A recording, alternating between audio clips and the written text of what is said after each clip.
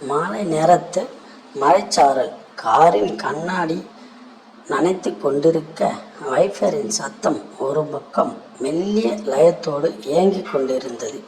காரின் உள்ளே இருந்த ஏசியின் குளிர்ச்சியையும் அங்கே பரவி இருந்த அவளது விருப்பமான அந்த மல்லிகைப்பூ வாசனை திரவியமும் என் உணர்வுகளை மெல்ல மெல்ல தூண்டின.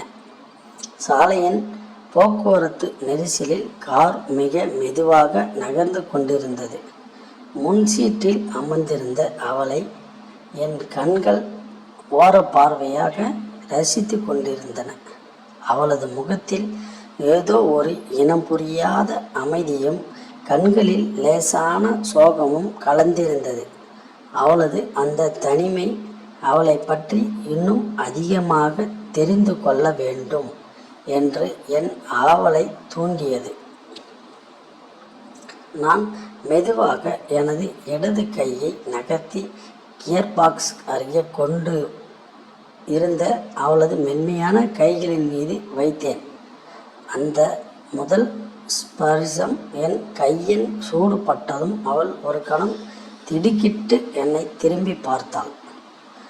அவளது கண்களில் சட்டென ஒரு தயக்கமும் கூச்சமும் மின்னியது.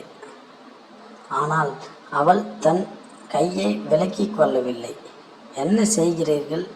யாராவது பார்க்க போகிறார்கள் என்று அவள் முணுமுணுத்த குரலில் ஒரு அழகான நடுக்கம் இருந்தது. அவள் எதை கண்டு வெட்கப்பட்டாளோ அந்த வெட்கமே எங்களுக்கிடையே இருந்த தூரத்தை குறைத்தது. நான் காரை சாலையின் ஒரு அமைதியான ஓரத்தில் நிறுத்தினேன். காருக்கு வெளியே மழை வேகமாக எடுத்து கொண்டிருந்தது. ஜன்னல் கண்ணாடிகளில் நீர்த்துளிகள் வழிந்தோட கார் ஒரு தனி உலகமாக மாறியது. நான் அவளது சீட்டை சற்று பின்னோக்கி சாய்த்து அவளுக்கு இன்னும் நெருக்கமாக நகர்ந்தேன்.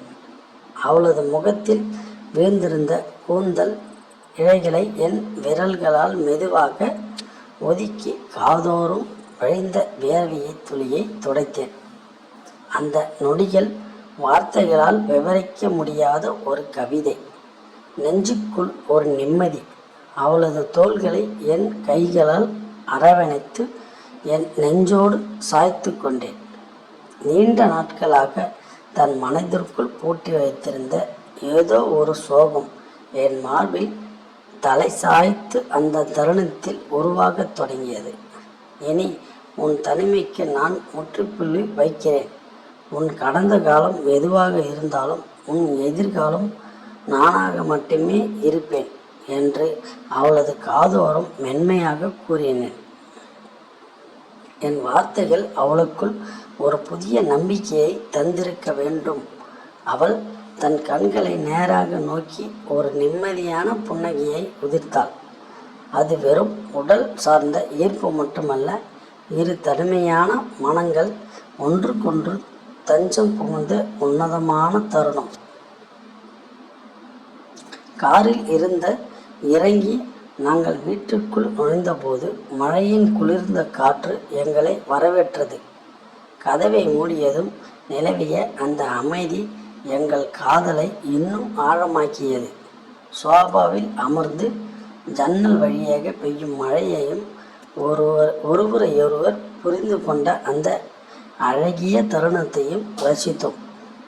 அன்பு என்பது வார்த்தைகளில் இல்லை, ஒருவருக்கொருவர் கொடுக்கும் பாதுகாப்பிலும் புரிதலில்தான் இருக்கிறது என்பதை அந்த இரவு எங்களுக்குள் உணர்த்தியது.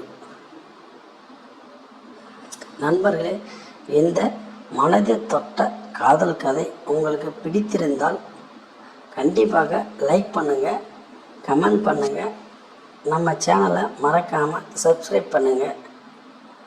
அடுத்து இது போன்ற ஒரு அழகான சுவாரஸ்யமான கதையோடு உங்களை சந்திக்கிறேன். நன்றி. இந்த கதை உங்களுடைய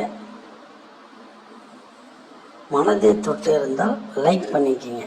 நன்றி, வணக்கம்.